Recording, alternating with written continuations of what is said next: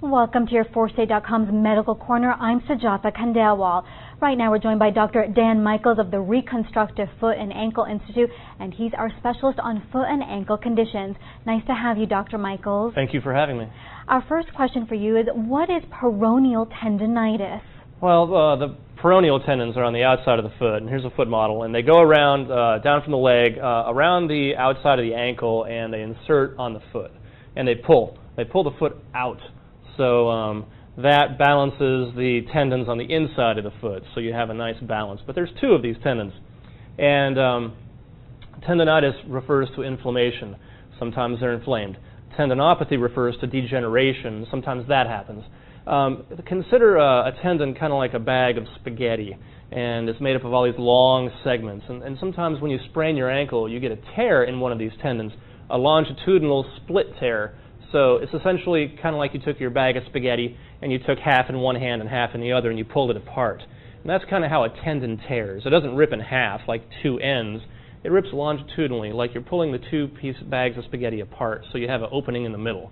And so when you get a split tear like that on the tendon, it causes a lot of pain on the outside.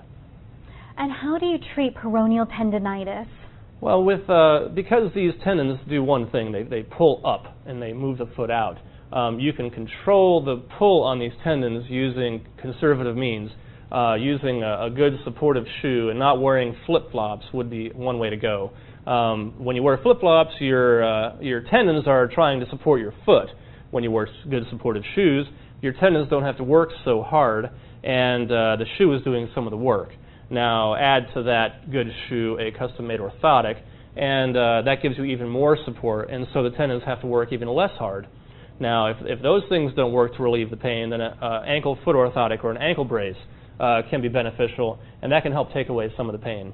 But after doing all these conservative treatments, if you don't get better, then sometimes you'll have to have surgery. And if you have, for example, a split tear on one of those tendons, we can go back in, and when it gets split, it gets like a flat piece of linguine, basically, instead of a piece of spaghetti. You want it round, not flat.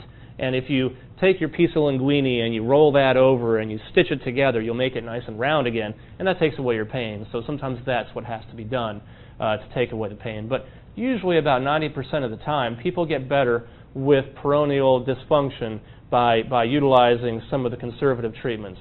Now, one other way that things can go wrong with these tendons is that they can pop around this outside ankle. And so instead of staying behind it, they pop around it.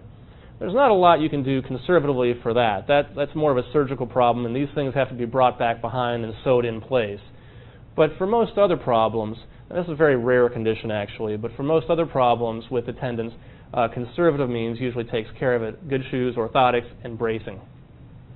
Certainly some good information there. Thank you, Dr. Michaels. Again, that was Dr. Dan Michaels of the Reconstructive Foot and Ankle Institute. And don't forget, you can find more information on foot and ankle conditions only here on your 4state.com.